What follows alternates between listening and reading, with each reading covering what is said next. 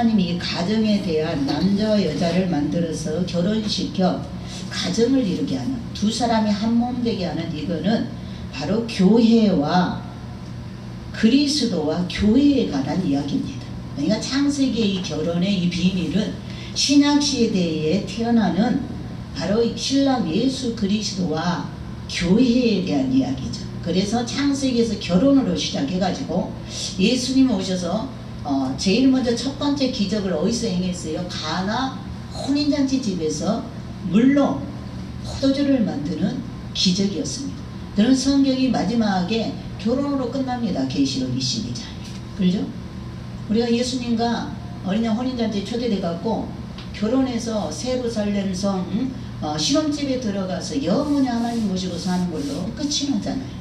그러니까 이것은 놀라운 비밀인데 감추어진 비밀, 결혼을 통해서 하나님께서 우리에게 알려주시고자 했던 것은 바로 하나님께서 독생자를 보내서 그의 신부 교회를 준비하셔서 그 교회가 시집갈 처녀가 되면 신랑이 오셔서 데려가면 이 지구는 끝난다라는 이 지구는 그때 끝난다라는 말씀입니다. 그래서 이것은 위대한 신비인데 나는 그리스도와 그 교회에 관하여 말하노라. 이 큰 비밀은, 이 결혼의 비밀은 그리스도는 신랑이고 교회는 신부라는 것입니다. 이게 성경에 하나님께서 밝히기를 원했던, 우리가 영적으로 깨닫기를 원했던 엄청난 비밀이 이 결혼 속에 숨겨져 있었다.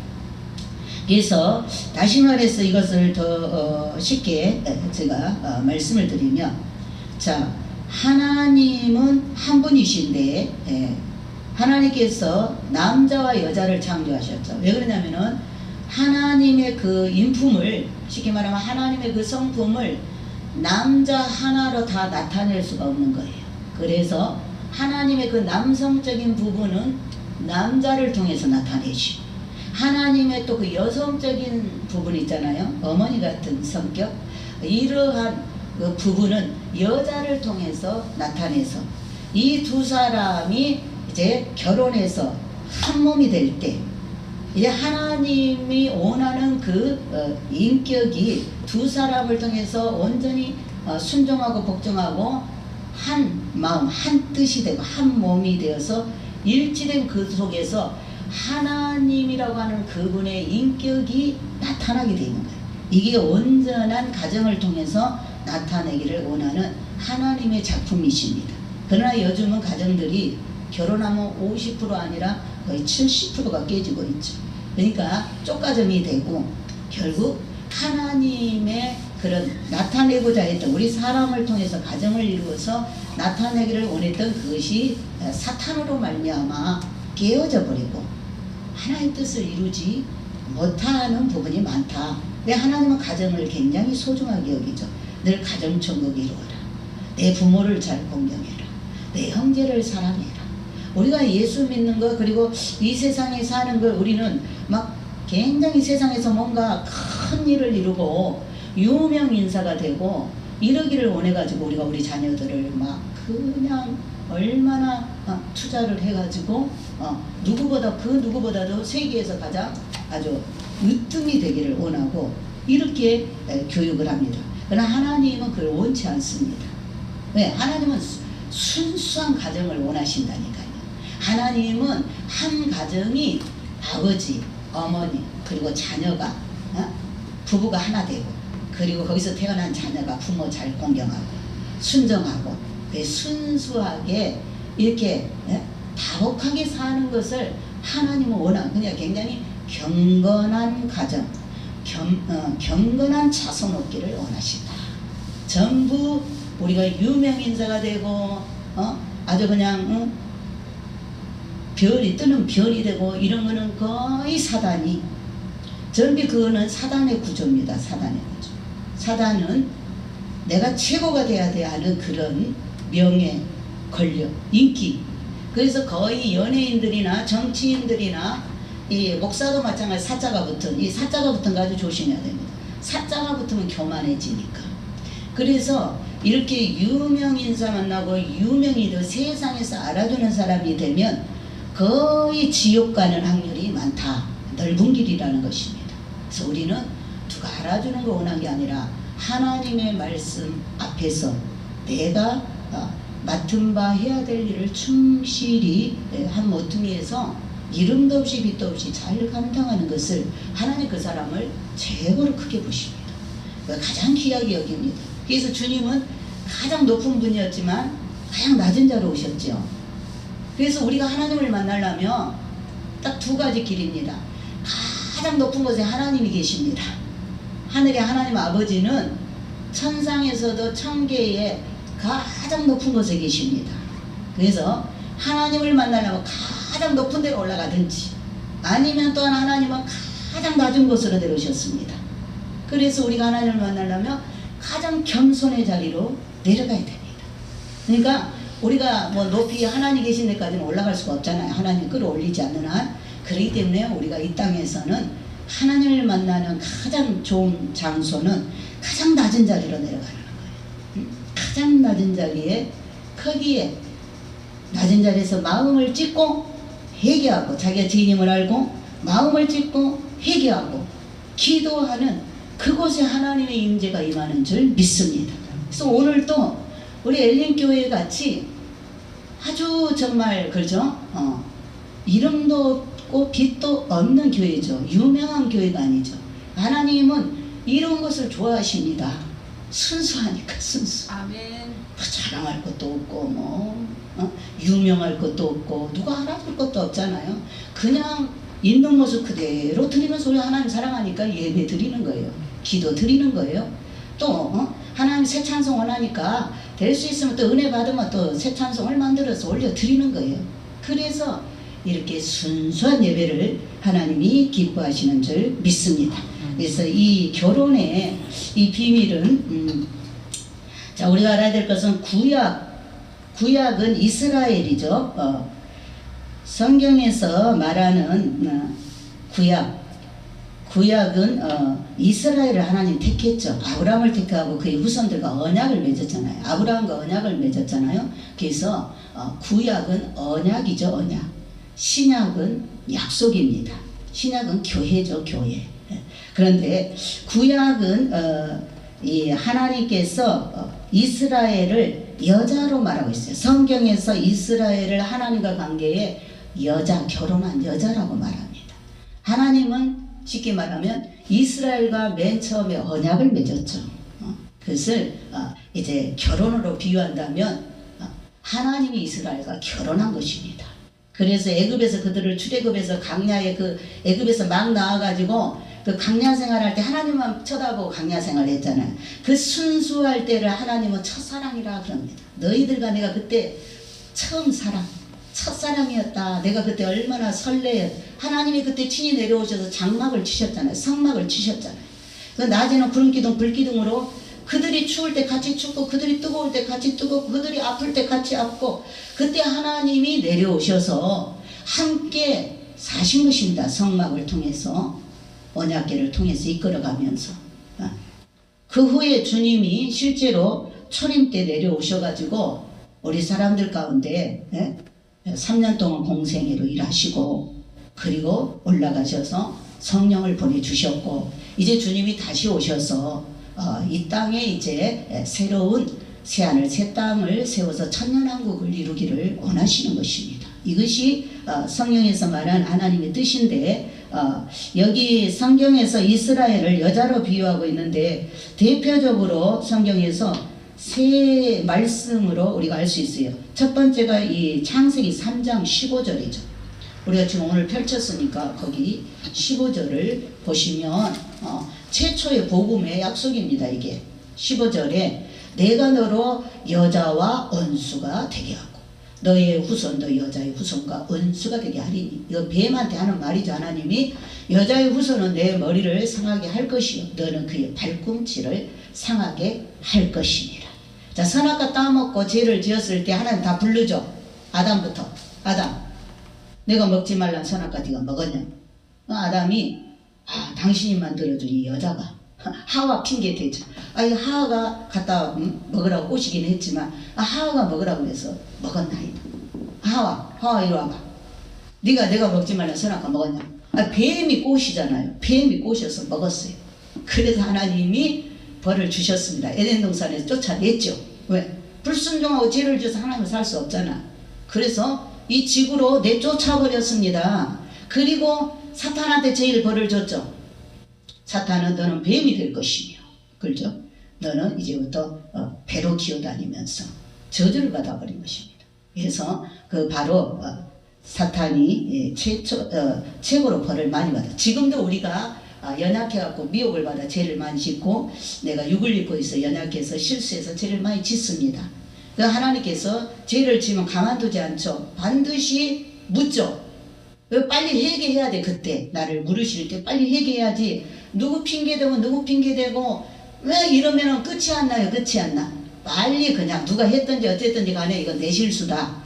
내가 이거 부족한 탓입니다. 아버지 제가 잘못했습니다. 딱 손들고 회개를 해야 돼요. 그러나 하나님이 우리를 징계하기도 하지만은 우리보다 더 징계하는 자는 누구요? 사탄 부르죠. 사탄. 그래서 마지막에 최고의 벌을 영원히 받는 자는 사탄입니다. 다만 일시적으로 우리가 잘못한 우리를 바로잡기 위해서 사탄을 붙여가지고 쟤 좀 때려라.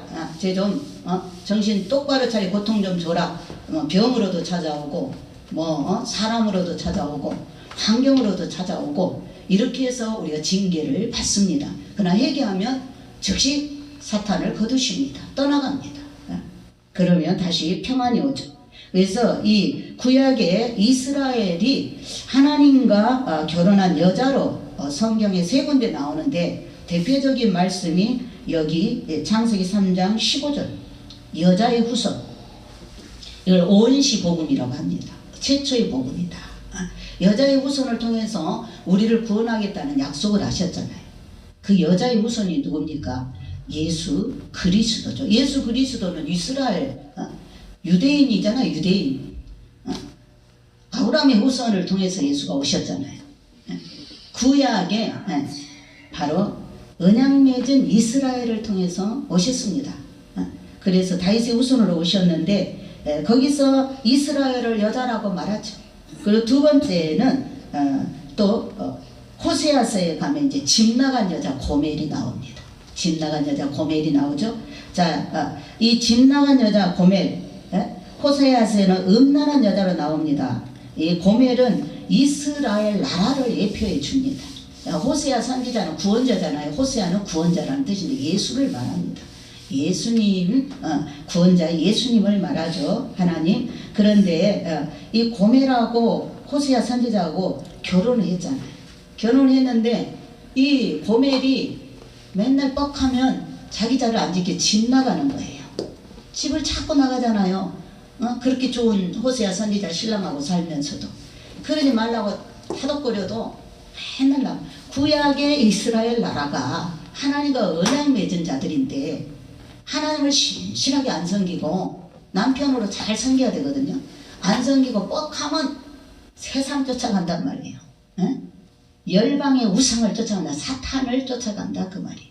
그래서 이 호세아서에서는 계속 하나님께서 그 부분을 호세아서에 보여주고 있습니다. 자, 이스라엘이 영적으로 음란해가지고 흩어집니다. 이 고멜이 애를 낳죠. 근데 첫 번째 애가 로루하마였어요. 그 말은 뭐냐? 너는 하나님의 국류를 입지 못한다라는 뜻입니다. 그러니까 우리가 하나님과 관계가 바로 맺어지지 않고 자꾸 집 나가서 딴짓하고 다니면 하나님의 국류를 못 입잖아요. 그러니까 이스라엘 백성이 이 로루하마 그 이름을 통해서 너는 영적으로 음란해서 너희들이 흩어짐으로 하나님의 국류를 입지 못할 것이다. 또 두 번째 아이를 낳았어요. 두 번째 아이를 낳았는데 로암미라 했어요.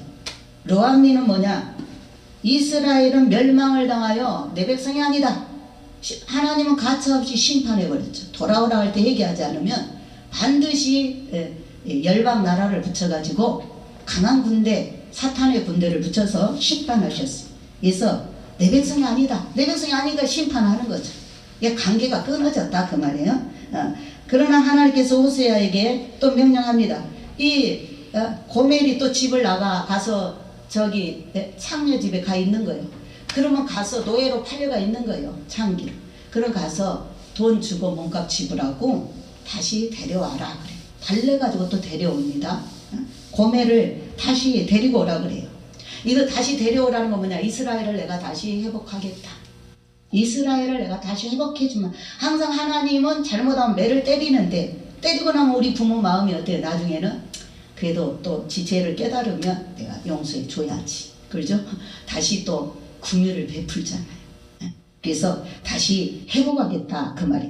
그래서 이스라엘의 이 회복은 국률이 여김을 받음으로 루아마라 그랬어요. 루아마라.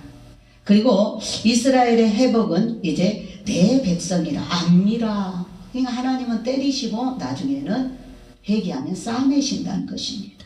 그래서 다시 회복시키죠. 이스라엘을 다시 회복시키고 다시 내 백성이 다 받아들이는 거예요. 받아들여. 그리고 이제 암미라 그랬어요. 자, 이스라엘은 아직까지 이제 그리고 하나님이 나중에 말라기 시대에 말라기 선지자를 통해서 돌아오는데 안 돌아옵니다. 이스라엘 백성들이. 너무나 이제 그때는 초림 예수가 오실 시간대였어요. 그러니까 이제 너무나 구약의 종말이었어요. 구약을 이제 끝내가는 종말 시대였기 때문에 너무나 그들이 이제 이렇게 타락해가지고 아예 이제 종교 제사장들로부터 모든 그 하나님을 섬기는 종교인들이, 신앙인들이 다 타락을 한 거예요. 그래서 주일 성수도 안 하지요. 안식일도 안 지키죠. 11조 내라 그래도 안 하지요. 감사금 드리라 해도 안 하죠. 그러니까 하나님 섬김이 무뎌져 버린 거예요. 이제 해야 될 것들을 안 한다는 건 그만큼 하나님에 대한 관심이 없어진 거예요. 그러다 보니까 하나님이 왜 너희들 내 것 도둑질하냐. 언제 우리가 도둑질했는데요? 왜 10의 1조 너희들이 떼먹냐? 그리고 내가 너희들을 사랑한다. 주님은 언제 우리 사랑했는데요? 이러면서 돌아오라 안 돌아오니까 하나님이 그때부터 입을 딱 다물어 버렸어요. 나 이제 너희들하고 더 이상 말하지 않아. 왜? 그래서 말라기 선지자 이후에는 선지자를 보내지를 않았어요. 몇 년 동안? 400년 동안. 신약과 구약 사이에 400년 동안 이때를 신구약 중간기라 그러는데 선지자가 없었습니다. 그리고 이제 400년이 지난 다음에 메시아를 보내야 될 시간이었기 때문에 초림 예수가 오시기 전에 이제 세례요한을 보내서 6개월 동안 애치게 하시죠. 6개월 애치고 메시아가 등장합니다. 그래서 메시아를 보냈는데 또 그들은 정치적인 메시아를 기다렸기 때문에 이거 메시아 아니다. 그래갖고 또 자기네 손으로 죽였잖아요. 그리고 이제 예수님 부활해서 승천했어요.